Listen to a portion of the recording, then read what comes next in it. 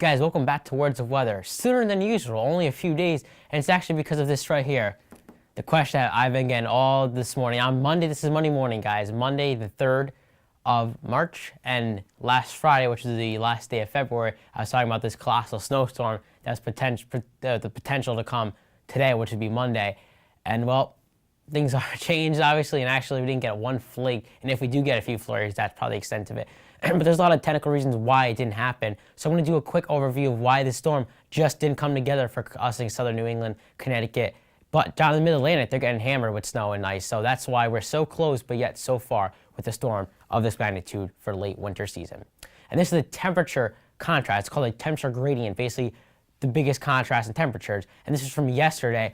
And you don't need to be a meteorologist or someone that even really cares about the weather to figure out where the boundary is. I mean, look at that. I mean, Connecticut's right here, right by this is 40. That was in New York City, I'm pretty sure, the 40.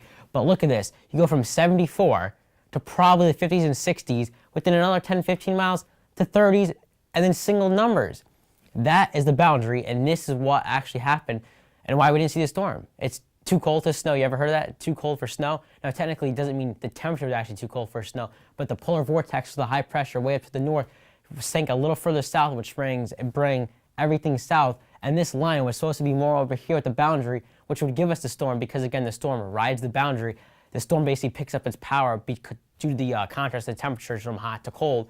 And you have the spring to even summer ones, I mean 70s, almost 80 in Florida, right along the Arctic air. And that's, again, where the boundary is, a little too far south to give us the storm. All models had this north as of Wednesday, Thursday, Friday last week. And then the 12Z runs midday Friday really dropped it south. And that's when I started tweeting out, this is no big storm. So guys, remember Twitter, Zack Duhaime DMJ. It's really important to follow me. That's why I always say I just want to be popular, on Twitter, but because every run means a huge difference. And if you just watch this show, that was it. You're going to wake up this morning and think we have no school, be snow blown, a foot of snow, whatever, but that's how fast things change. One run is a huge difference. So you have to follow me on Twitter, Instagram, Facebook, Snapchat, email, texting, whatever, because things do change. And this is one of the examples of how fast things could change in the weather world with a storm like this. And this is also the 850 millibar 18Z GFS run. This is actually from yesterday. Took it off just to show you the light. Again, that light white line you can see, it's hard to kind of see in there. That's the 32-degree line, so that's the freezing line. You see how far south it is to Connecticut? There's actually worrying that this could be a mixing event for us or for southern Connecticut, which means it'd be a lot far north. And again, that's your boundary. Too far south. It has to be up here for us to get that storm. So there was a storm, and it's pretty big, and it's packed in mid-Atlantic, D.C., Philadelphia, even southern central New Jersey, but just too far south to have any impact whatsoever on Connecticut rather than just the cold air being rushed in. This is also another image called the 500 millibar. This is basically your energy. This is the vortice map, and this is just basically, without getting technical, this is the northern jet stream, the southern jet stream, or your southern piece of energy, which is the storm here. And again, this, I hate to get technical, guys, but right here you see how it's kind of going on an angle like that. This is what's called a positive tilt, not too favorable for coastal storms or for storms up in the northeast. And this jet stream right here, it's kind of a more flat. And basically what happens is this is a little farther south than expected. And this is just going to force this storm to kind of go out to sea. These are our lines. These are the isobars. And basically, you have to know what these lines is. These are basically just the jet stream, the northern and the southern branch. And wherever these lines meet are where the storm wants to go. So in order to get a storm to affect us, what you're looking for is you want to see lines that kind of go like this. They kind of take a turn this way, which would be a negative tilt. It would be a tilt like this, and you would see it go up. But this is more of a positive neutral tilt. The energy is still to the south, but the only where it's going to go is out to sea, and that's what happened. Again, from like central New Jersey through about even Virginia, they're seeing some snow in between there. But again, in Connecticut right here, this is going to go right out to miss us. So that's how close we were. So close, but yet so far. And this is why, again, weather forecasting is really tough. I gave my first shot last week, and this is how fast things change. This is the surface map. Again, the 18Z GFS run. I only picked 18Z because this is it's not the best run, but this is what's closest to how far south the storm was. And again, here's the surface map. So this is the actual precipitation that's picking up on. Again, Connecticut's right here, and look how close we were. Central, southern New Jersey. I mean, look at this.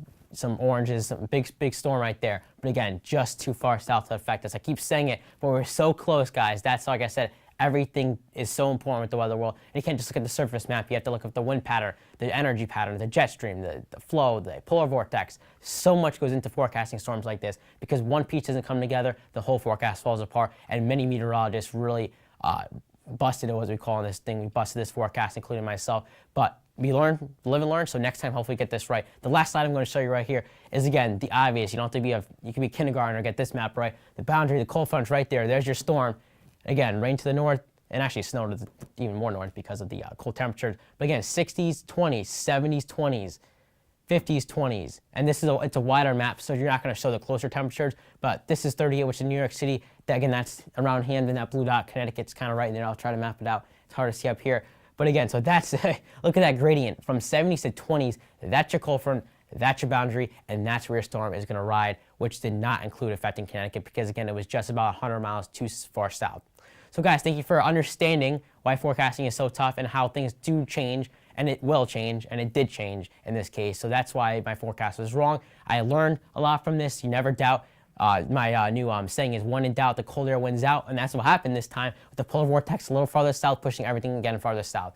So next time, I'm probably going to talk about the spring forecast because we do see some warmth coming up. But for the rest of this week, which goes to the 7th of 8th of March, pretty cold temperatures through Friday. The weekend may get into the 40s. Have some storms to watch. No major snowstorms at this point. But again, I still don't think we're done with snow. I can't, I just don't feel it. I have a gut feeling right here. And I'm not saying we're going to get a colossal snowstorm, but we may get a few more smaller storms or even a bigger storm to transition from winter to spring.